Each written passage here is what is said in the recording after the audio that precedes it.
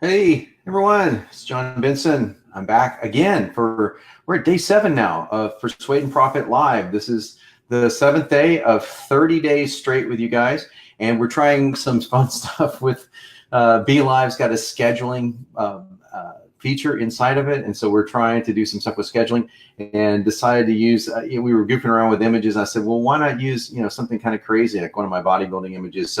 And we came up with this whole idea of Spartan persuasion. Like, this is going to be the 300 of persuasion. You guys are going to be really like if you guys go through all 30 days of this is like going through the Spartan army training.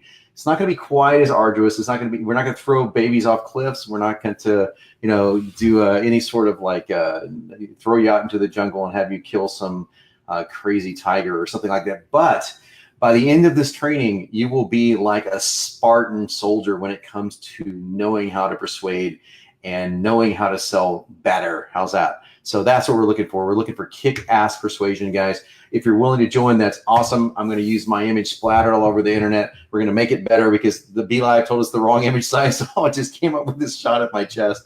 So anyway, Spartan persuasion is what it's supposed to say. So we're going to have fun with this whole Spartan army thing. I got the idea honestly by what I was thinking. What kind of crazy image, because everybody's expecting some marketing image, right? But also, I love the movie 300, and I watched it again over the weekend. So there you go.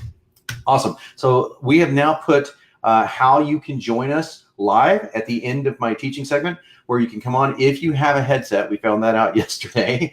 And if you have a camera, obviously you can come on live, and we can you can ask questions, we can dialogue, we'll have some fun, and hopefully you guys again remember to comment, because the comments that we're taking in comments, and the best commenter for this particular week, it's going to be announced on tomorrow. As a matter of fact, on Thursday, we're going to have to figure out how we're going to announce that, because I am actually flying tomorrow most of the day, going to Genius Network annual event. If you guys, seriously, before I get even started, if someone hasn't got their tickets to the Genius annual event, it's 350 the best marketers on the planet in one room. Very famous people. Last year, Tony Robbins spoke. I mean, I go down the line of the people that you could hang out with. It's just freaking phenomenal, and I go every year. Get it through us, because just let me know, because my partner Jason Myers and I are giving away $10,000 worth of our own coaching, private coaching, to anyone that gets the tickets through us. We don't make a commission or affiliate commission through the tickets. It's just a deal I've worked out with Joe Polish. So it's awesome for you guys, because the cost of the event is basically zero then, because you get our coaching. So if you haven't gone, it's coming up, because it starts on Friday. So let us know, and we can get you in. So please email support@johnbenson.com, or just put a chat in here and let us know. So cool. Awesome. Today we're going to be talking about something really, really different, to say the least, as you're going to see here in a moment. We're going to be talking about persuasion modes. Persuasion modes, I really needed to go into this because there's 4 modes of persuasion. We need to really hammer these down before we can get into how these things can apply into literal day-to-day copy. But inside today's tutorial, we're going to be talking about the 4 modes of persuasion, what they are, and how you can use the first one inside what you would think would be like something that wouldn't evoke a whole lot of fear. But I'm going to show you how the fear mode can be used in any product or service. And I'm going to take a really interesting one today to show you guys this. And then we're going to do the other 3 on the following 3 days. So this is going to be a lot of training. So hi to Adrian. Hey, hi to I can't pronounce. I'm going to miss the I cannot pronounce that, but you can say I cut. I believe is how that is pronounced. Michelle is here. Terry is here. We got a lot of people here. Billy Bogner. Awesome. Thank you guys for showing up. And we're going to dive into the training now. And again, if you want to come on afterwards, do so. We'll get you on. So let's get this going. And oh, by the way, in case if you guys don't know, I am John Benson. I am, and I'm going to hide that because I'm going to show you that later.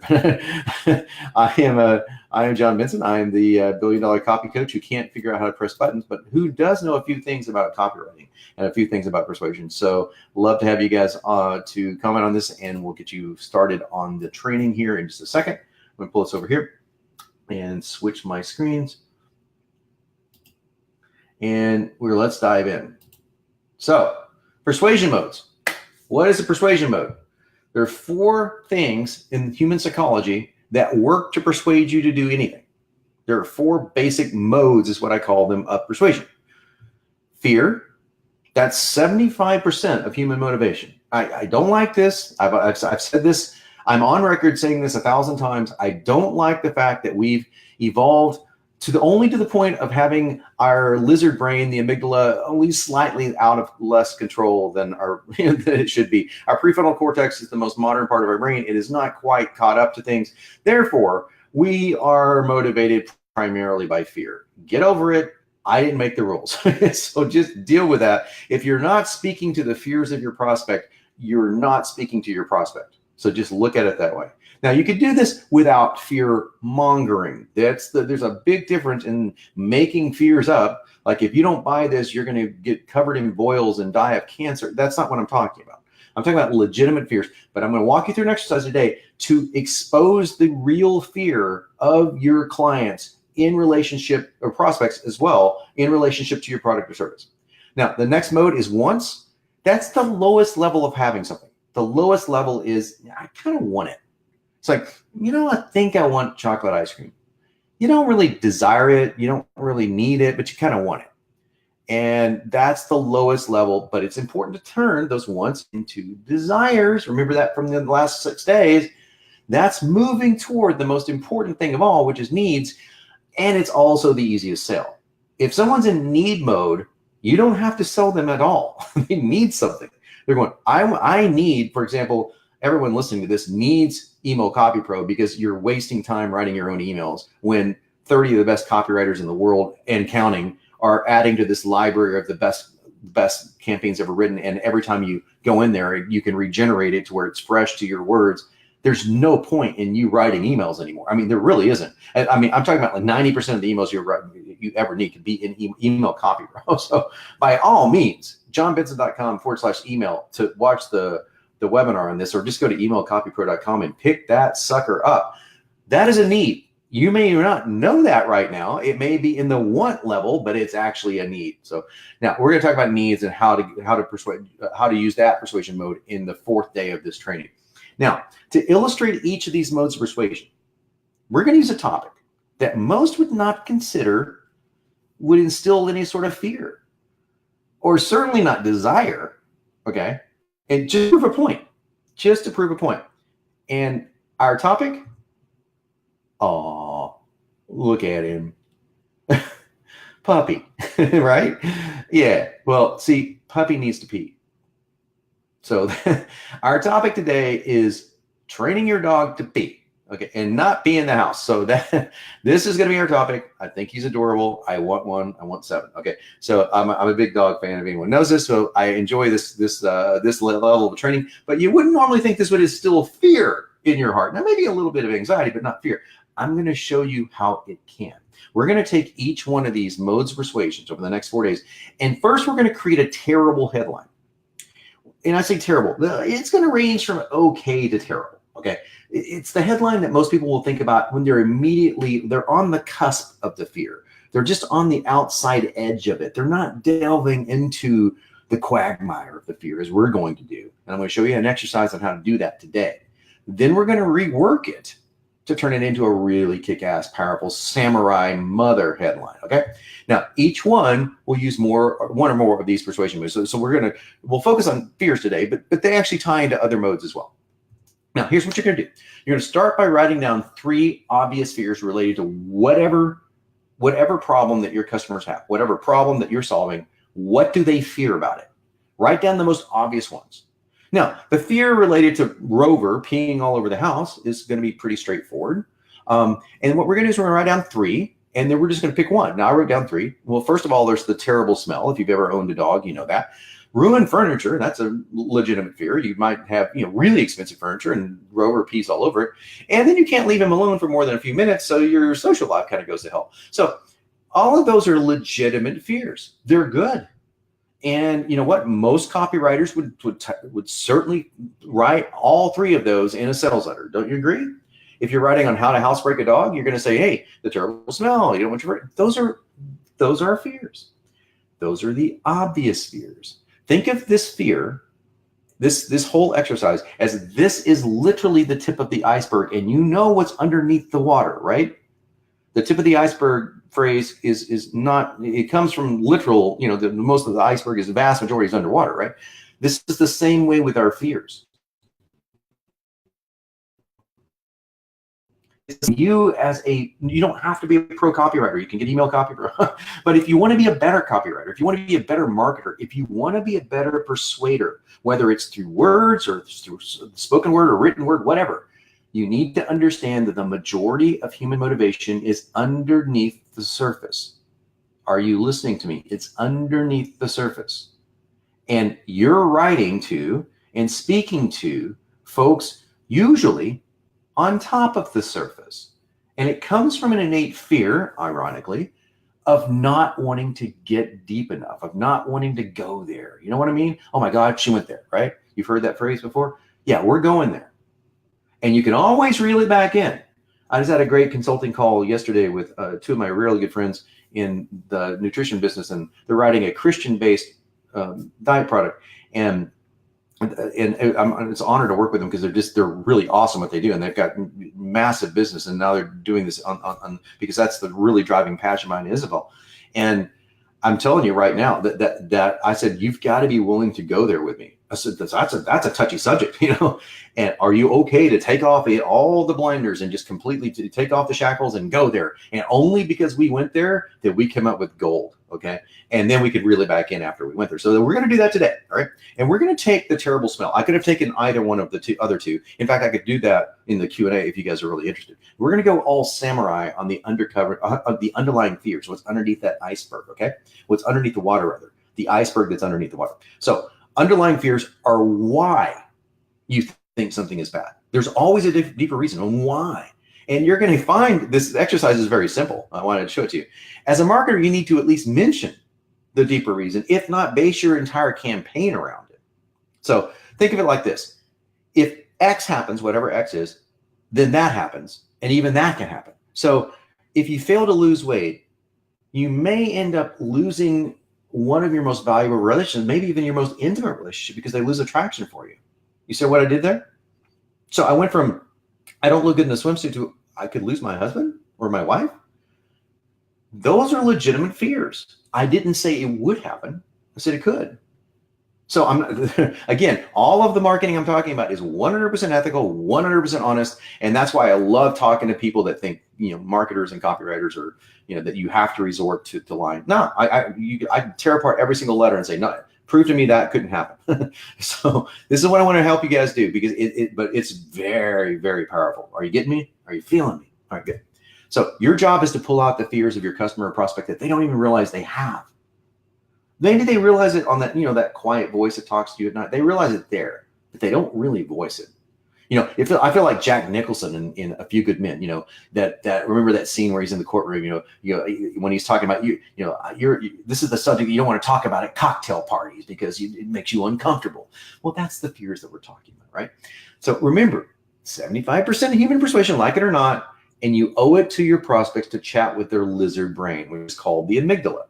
That's the part of your brain that's controlling you and you don't even know it. So it's the part that's making the decisions and it's completely outside the prefrontal cortex for the most part. And yeah, so if we can do this with cute little Rover, and we just saw a cute little Rover, I wish I could bring his picture back up again, but remember him. Imagine how powerful this would be for something like weight loss, like I just did, or finance, or internet marketing, hint, hint, or marriage. Can you see where this can go? And you absolutely need to go there. And you can do it in a subtle way. So let's take right from the start. The fear is the terrible smell. That's the one we're going to use for an example. So you ask a simple question, why? Now, you might ask your prospects why, like we talked about the other day, doing a survey so that you can speak back to them. Remember our pacing? We did that just yesterday. Pacing, huge, massively important. If you haven't seen that video, you need to present pace, which is pacing in the present, which is speaking back to their language, exactly as the words they're using, and future pace. Let them know what it's going to be like in the future after they get your solution. So you can ask them, or you can just ask yourself. For this exercise, I'm asking myself, why do you fear that terrible smell? What's so scary about it? Well, it's embarrassing. And this is where most marketers stop. This is where most marketers will stop. It's embarrassing. Now, embarrassment is a legitimate fear. There's nothing wrong with that. So let's look at a headline, and it's pretty terrible in my opinion. It's not terrible. I should probably edit that and say it's not great. Okay. Here's a headline based only on that. Oh no, smells like Rover peed on the couch. Now you can see this on the headline of a sales page, right? You know, and then the subheadline find out my solution to fixing Rover without fixing Rover, right? So, oh no, smells like Rover peed on the couch. That almost sounds like something you would see in a television ad. You can see the house wife coming, oh no, in the house husband or whomever's running the show there. You can see that. Now, it's not bad, but here's the problem. It's not intriguing. It doesn't tell you anything you haven't already thought of. There's a place for ads like this, by the way, and honestly, they're mostly for what's called, there's reach ads and there's scope ads. And if you're trying to just expand your reach, you're not trying to make a direct sale, stuff like this works great for Tide or for, those kind of companies. We're not those companies. We don't have the luxury of reach and stuff. We need to absolutely reach in and make a direct sale. Hence the term direct response marketing. Scope, forget that stuff. We're only interested in getting the sale. Now, I don't mean that from a sheer get the sale and screw the customer. I mean, fulfill the customer's needs, but get the sale. Are you following me? Are you with me? Am I preaching the gospel here? Okay, the gospel of marketing, that is. It barely speaks to the embarrassment factor. It's kind of implied, like, oh no, so it's clever. I mean, I wrote it, so it's clever. But it's not deep. It's not underneath that water. The iceberg is way underneath there. Okay, so the solution is a very simple exercise I call the why exercise. I used to call it the why highway. The why exercise. You can call it the why highway if you want. Let's go back to that question. Why? By the way, the 3 whys, I used to call that's the 3 whys too, but I keep changing names in my own training. 3 whys. Just think of it as 3 whys. By the 3rd why, you'll either get just fuck off, I don't want to tell you, or you'll get, okay, here's the real answer. You can try this on anything. Try this on your kid. Try this on your spouse. It's like, well, why is that bothering you? Blah, blah, blah, blah, blah, blah. But, okay, so why is blah, blah, blah, blah, blah bothering you? And then you can see where this goes, right? By the time you get to the 3rd why, it's going to be like something that's not even remotely related to, whatever it is the original complaint was, right? So you follow me? We're going to do the same thing. Why is that bad? Why is embarrassment bad? Sounds like a dumb question, right? Well, when my friends come over, they'll think I'm a terrible housekeeper, or even that I'm gross. By the way, this is from legitimate answers from people who would say legitimately say this. Why is that bad? Why is that so bad? Why is it bad if your friends come over and they think you're gross? Okay, well, we're going to get to it because they may stop wanting to hang out with me. Bingo. Are you seeing what we're doing here? There's an underlying fear that's completely rational and in a sense irrational that's coming from the amygdala. I'm going to be alone. Now, if you said, buy this product to help Rover stop peeing so you won't die alone, you're probably stretching the fear exercise a little too far. You're going into the Alex Jones territory of fear there. All right, we don't want to do that. But let's try this again with this in our mind, that I don't want to lose my respect or even my friendship or people coming over to my house because of Rover. Sally's face cringed in disgust. Linda, what is that awful smell? Now that can also be a Tide commercial that's much, much better, but it can also be a kick-ass headline. And notice what I've done here. We now have a story in one sentence. We have a story. Sally and Linda. We have characters. One of them is cringing in disgust. And what does disgust bring to your mind? It's like you're probably thinking it's gross, it's awful. Yeah, exactly. Linda, what is that awful smell? And notice it's very accusatory. Like there's something wrong with you because this smells awful, right? We have embarrassment. And can you see how this perfectly leads to Sally may never want to come over again? Now, when I wrote this originally as a training several years ago, I actually wrote a little bit of a story narrative that said that it was really funny. I actually took Facebook friends. Like I'm losing Facebook friends over Rover. And it's funny because my Facebook friends who are actually my real friends, I noticed they started defriending me because of the smell of the dog smell, right? Now, of course, I was being hyperbolic for a reason to stretch the point, but you get the idea. Nothing here is remotely hyperbolic. There are people that I have a very good friend of mine who is super allergic to smells. like massively allergic to smells. I mean, she can't even get around certain things, right? So we know that exists, but the average person doesn't like the smell of dog pee on the couch, right? So that perfectly illustrates this. Now, if we want to be even more daring using this exercise, I never saw Sally again after Rover did the unthinkable. And I love that headline because it just reeks of intrigue. Like, what did Rover do? Hump her leg? Did Rover like do something really terrible? Is Rover now a part of the Me Too movement? What the hell is up with Rover, right? Well, no. Rover peed on the couch, and she kept coming over, and she said, "I just can't be over here anymore. I love you, but no." And and because I have an infant at home, I can't leave the house, and now I never see my friend again. Are you following me? Is this really sinking in, folks? I would have never gotten to this, by the way. Again, I want to make sure that you guys understand this. The training that you're watching right here was created about a half hour before this camera was turned on. So I'm able to do this using these exercises. Now, granted, I'm cheating. I'm a professional copywriter. I'm not saying that you can do it in a half an hour, but you can certainly do it in an hour or an hour and a half. You can certainly do this. You can. But now that you know a different way to think about it, watch what comes out, especially on something that's not as benign as a dog peeing on the couch or dog training or whatever. You can take fears, and you can find a fear in anything. I can find a fear in widgets. Okay, that's just the way our brains are manufactured. Now, I want to invite you guys to something kind of special before I get live on the camera again. I would like to personally help you with this. In fact, I want to help you personally exponentially X your offer. What do I mean by X? Well, take your offer, whatever it may be right now, and put an X. And what number do you want in front of that X? Do you want a 2X it? You want a 3X it? You want a 10X it? That's why I call my confidential coaching program Offer X, because we want to multiply the power of your offer. And I can do that for a few people. I don't take more than 10 because of time. It's impossible to take more than 10. But I'm taking a few more one-on-one coaching clients this month with OfferX confidential coaching. If you qualify for it, it's not, just fair warning, guys, you have to have an offer that's working. You have to have an offer right now, or you have to be wealthy enough to have an offer that's not working, but you go, look, I know this guy's a badass and he can help it work, because this is 90 days of me coaching you. It's not cheap, but oh my gosh, is it ever worth it? And people pay me really good money for it. Well, I've got a deal on it going on at johnbenson.com/offerx. That's johnbenson.com/offerx.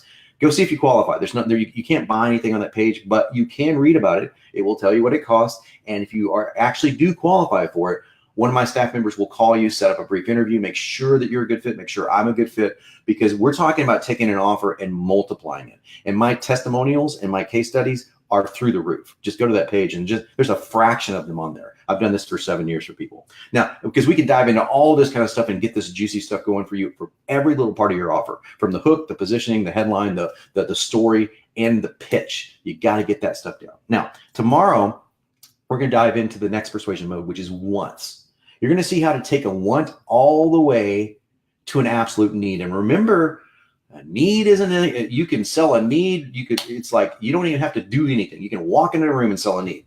The moment somebody needs something, they will walk up to you and go, I need that. So it's like I posted about my friend's CBD oil, and people are saying, I need that. Well, there's nothing to sell there. I could literally send them a link, and there's no copy to write. So I want to help you get all the way from a want, like, to a need. That's going to start happening tomorrow. Awesome. Hope you guys enjoyed this part of the training. I'm going to come back on to the camera now.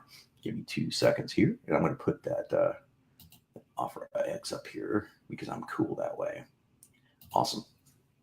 So, yeah, this is fun training. I actually really, really love the whole, I used to call it the quadrants of desire, but it's really not quadrants, it's modes. So we changed it to desire modes, persuasion modes. And it's really much more about desire. It's more about persuasion. So I just changed the name of it, but in the training is slightly different. But if you've seen this before, you're in for a little bit of a treat on this one. So awesome. So this is really cool. So I bet if I use email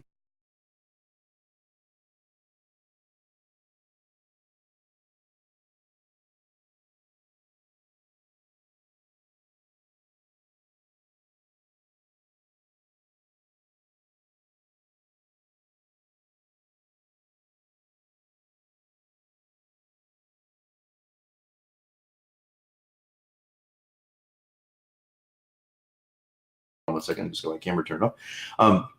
The answer is yes. So we have people going into our headline generator now and going, I just click this button and keep generating headlines like forever. It's really, really cool. So we threw that in there for free. So, okay. So yeah, I disappeared momentarily. The why part is great. Really cool. Glad to help there. So that is very cool. Mateo, oh, by the way, thank you so much. My friend, Mateo, provided me with the email that you guys got today, which we got more people on the call with, because, here's what's funny. What do they say about the cobbler's sons, right? They have no shoes. Well, it's not my assistant Leanne's fault. I haven't been proactively writing emails saying, hey, here's what's going on, because sometimes I don't know. Sometimes I'm going, what do I want to teach today? And Leanne's just been sitting out, hey, John's going to show up in a few minutes. And Mateo said, hey, your stuff's so badass, we should sell it better. Oh, yeah, you're right. And so, yeah, we actually use that, and I will do a better job with that, because honestly, I hope that you guys realize this. I've been putting a lot of time into these. I create slides, and I want to make it a really cool experience. And this didn't exist until today. So I hope that you guys can appreciate that. I hope you can. Terry says, at this part in the funnel, do you write as if they're all buyers? At this part in the funnel, I'm not sure. So if that's going to probably answer the question. Presupposition is an NLP, the whole brand, a whole section of NLP, and it's just one of the most important things you can do. So you'll hear me say this in life, like, okay, so since you're as a customer of mine, you're going to experience this. I'm just assuming. When you buy today, here's what you're going to get. Those are very simple presuppositional statements. So yeah, I always assume they're going to be a buyer. Always. You're welcome, man. You're welcome. Adrian, I'm definitely gonna start inventing this. Cool, man. Please do. Yeah, and keep us powerful. This is awesome. Bogdan says, John, how would this sound like a headline using your 3 headline form? Oh, great. Yeah, you could do the whole headlines. The headline formula is pretty simple. Benefit without X. So it's like benefit without pain is the most simple way to explain it. And those headline formulas, by the way, Bogdan, if you don't know, they're inside Email Copy Pro. I've got John Benson's headline formulas in Copy Pro to where it literally creates it for you, and you can keep clicking the regenerate button. It's like until you get the one that you want. It's very, very cool. Leanne says we need to employ direct response marketing, not we need to we call to action, right? Exactly. That is completely correct. Yes, great question. I don't know if is it Adrian or Adrian. So if it's Adrian, let me know. Just say yes, Adrian, or no, Adrian. So can we use this technique on normal? Yeah, absolutely. Absolutely. Any sort of persuasion, it's going to work in any mode. I mean, I take email usually. Today I took headlines, but usually I take email as a way to teach, simply because email is so all-inclusive. I mean, you can create email. In fact, we did inside Email Copy Pro. There's an email that you could. We created a whole sales page inside of it, and there's sales page emails that are like 5 days of emails. That's basically a sales page, so you don't even need a sales page. You just send them directly to a checkout page. So email is so over the top great for teaching persuasion stuff. But yeah, for sure, use them in posts. Use them in articles, use them in ads, definitely use them on sales pages. Absolutely true. Terry said, I can help you with terrible headline. I hope I don't need too much help with it, Terry. I hope that the one I came up with was really cool. Okay, I have to show this because fellow dog lover. Yeah, I know. I saw that picture. I was like, okay, I'm like, yeah, all the women I've actually had in my life, in my past, including my ex-wife. It's like, I don't think you realize that when I get around animals, I literally become a 5-year-old. So it's like, they're like, oh yeah, sure. Big guy becomes a 5-year-old. Then they get around and they go, could you like stop that? So it's like, you literally become a 5-year-old. It's like doggy. It's ridiculous. Yeah. So I'm a big dog fan. So, but that's awesome. So, okay. Looking through all the comments here, you guys got tons of stuff going on. So, oh, Terry said, to clarify, I'm at the point that you have the mindset talking to buyers, unlike earlier where you don't know their mood. Okay, yes. So yeah, to know the mindset of the buyers, 2 things you do to kind of get in the mindset of the buyers. A, you do what we talked about yesterday, which is you got to get into that whole mode of surveys and then what we call pacing, right? You want to pace their language back to them. So this is under the assumption that I did a survey and some of the buyers said this, and maybe I got people on a live survey, like say this, say this, say this. Why does that bother you? Why does that bother you? But you can also do this in a small group. Like you can get around 10 people of your friends that have the similar problem and literally talk to them and dive deep. And that's going to give you pretty good future. Oh, Adrian. Okay, cool. We got it, Adrian. Cool. Yeah, Rocky. Awesome. So Francis says this great tidbits of information saver. I love that. Thank you so much. I really appreciate you guys showing up. So let me know if you guys have any other questions. And if anyone wants to come on and do the little picture-in-picture, man, let me know. Because if you have headsets, you can. If you have a question, come on with a question. You're welcome to. If not, not a big deal. But we'd love to have you if you want to come on. So cool. I'm just going through the rest of these questions here. There's a lot of them. So cool. I think I got them all. Awesome. So yeah, I'll hang out just a few more minutes and see if you guys want to come on. And remember, tomorrow we're going to be talking about the wants mode and why wants is so important to be able to shift from a want to a need. And oh, Dan, I'm not asking for these, but this is awesome. Email Copy Pro has helped me make my emails, proposals, and blogs. Thank you. I really appreciate that, Dan. We do get a lot of testimonials and always love more of them. I'd love to have a whole library of them. So social proof is extremely important for all things related to marketing. And fortunately, with Email Copy Pro, Accelerator, and other stuff I've done, is there's a litany of social proof out there, and super important. But I love to hear that feedback because it makes me realize that when we're beating our head against the wall trying to figure out how to make something work, like we were doing yesterday, like, wait, why isn't this working? It's always worthwhile to know that the results are worth it. So awesome. So if you guys do want to come on tomorrow, do make sure you have a headset and make sure you have a camera. You're welcome to come on. We'll send the link out again tomorrow, and I will talk to you guys tomorrow, and we'll do the once mode, and we'll keep going in this really cool persuasion. And Adrian, we're going to keep using Rover. So 4 days of Rover. Awesome. So thank you guys. Really appreciate you both. You all. I said you both. I'm looking at two people at the same time. And I'll talk to you guys tomorrow.